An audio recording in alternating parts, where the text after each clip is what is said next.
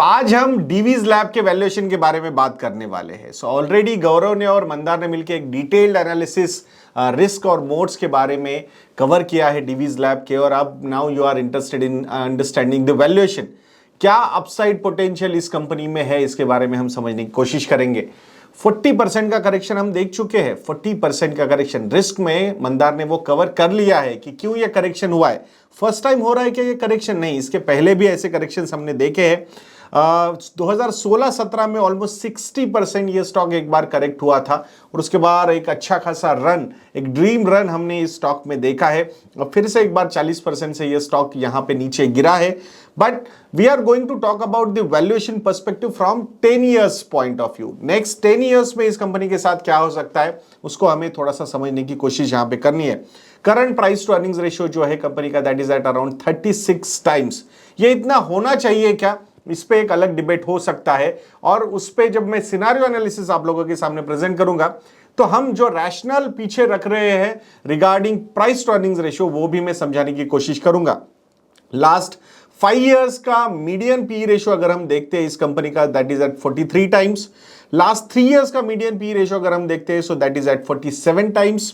And last 1 year का median P ratio अगर हम देखते हैं, so that is at 31 times. तो क्या इसका मतलब यह है कि यहां पे री रेटिंग हो चुकी है प्राइस टू अर्निंग्स रेशियो की?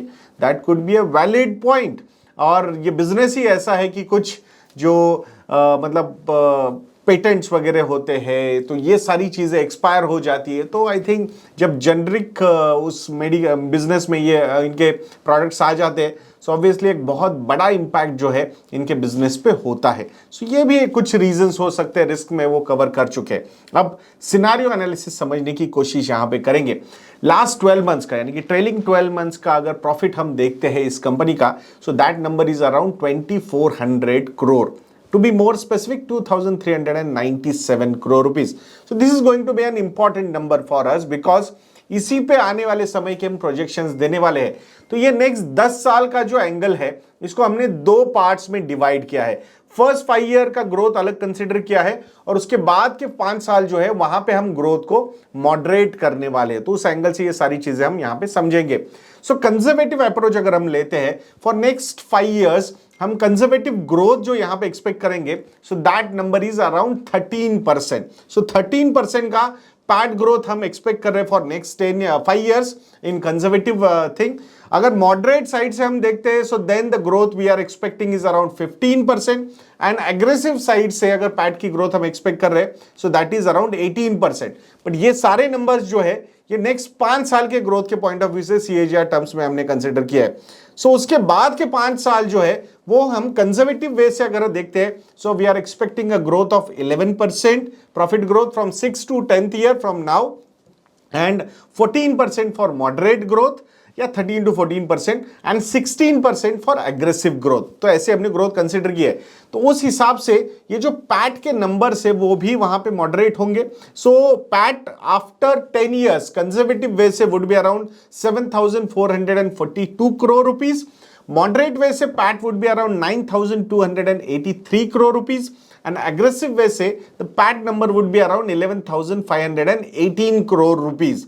अब the most important part, price to earnings ratio इस पे क्या रखना चाहिए। सो नॉर्मली अगर 11% का प्रॉफिट ग्रोथ हम कंसीडर कर रहे हैं, तो उस पे twice the growth rate we are expecting the P. So in that particular case P ratio would be around 22 times. Moderate way से the P ratio should be around 27-28 times, and aggressive way से it should be around 32 times. यानी कि PG ratio जो है वो यहां पे हम 2 कंसीडर कर रहे हैं, बिकॉज 16% या 14% या 11% की ग्रोथ की अगर हम बात कर दें, so these are still respectable numbers, ऐसा मुझे यहां पे लगता है। सो ये जो प्राइस टू अर्निंग के रेशियो के जो नंबर्स हमने कंसीडर किए हैं, सो ऑब्वियसली अब हम पी मल्टीपल से ईपीएस को या प्रॉफिट को मल्टीप्लाई करने की कोशिश करेंगे, and that then we will get the market capitalisation according to that. So in that particular case conservative way से अगर 22 का पी रेशियो हम देखते हैं, so then the expected market capitalisation would be around 1.63 lakh crore rupees. Current market capitalisation क्या है इस company का, that is around 86,500 crore rupees. तो उसके कंपैरिजन में नेक्स्ट 10 इयर्स में जो ग्रोथ कंजर्वेटिव वे से हम एक्सपेक्ट कर रहे हैं मार्केट कैपिटलाइजेशन में, that would be around 6.6% CAGR। Is it very impressive? No, this is not an impressive growth. So यहाँ पे I think conservative way से this stock is not looking very attractive. But moderate way से अगर हम जाते हैं, so in that particular case 28 का P ratio on 9,283 crore rupees, so it becomes the market capitalization after 10 years could be around 2.6 lakh crore rupees. So यहाँ से अगर वो ग्रोथ हम 10 साल की देखते हैं, so then the CAGR would be around 11.6%. This is also not very attractive. Even conservative way, moderate way, this is not looking very attractive. But अगर aggressive way से हम जाते हैं, जहां पे हमने 16% का प्रॉफिट ग्रोथ की एक्सपेक्टेशन रखी है between 6th year and 10th year, and between 1st and 5th 18% की growth. So in that particular case, with 32 times price to earnings ratio, the valuation or market capitalization would be around 3.68 lakh crore rupees. यहां पे जो growth का expectation हमें नजर आ रहा है, that would be around 15.6% CAGR. So aggressive way से सारे ये कंसिडरेशन करने के बावजूद जो ग्रोथ हमें दिख रही है वो 15.6% की है, because even after 10 years aggressive way से we are expecting a PE of 32. Currently the price to earnings ratio is of around 36 times. तो यहां पे वैल्यूएशन के पॉइंट ऑफ व्यू से we are trying to be more and more rational in this particular case. Frankly speaking we don't know कि 10 साल के बाद exactly situation कैसे हो सकती है, but that's the game of assumption when we are talking about valuation. We are trying to project some things and that's what the indications are coming out to be. So let's see आपको क्या लगता है, comment section में बताइएगा कि डीवीज का valuation क्या होना चाहिए आफ्टर 10 years, या क्या CAGR रिटर्न्स आप लोग उससे एक्सपेक्ट कर रहे हो. कैसा लगा ये वीडियो, ये कमेंट सेक्शन में लिखना मत भूलिएगा. एंड वीडियो को लाइक करना, शेयर करना और चैनल को सब्सक्राइब करना भी मत भूलिएगा. If you want to know कि हमारे मॉडल पोर्टफोलियोज में कौन से स्टॉक्स है, अगर वो आप चेक करना चाहते हो तो investindia.in को विजिट कीजिए और मॉडल पोर्टफोलियोज को सब्सक्राइब कीजिएगा.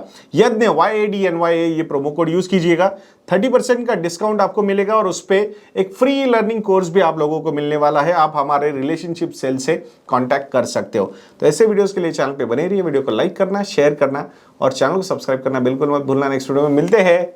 जय हिंद.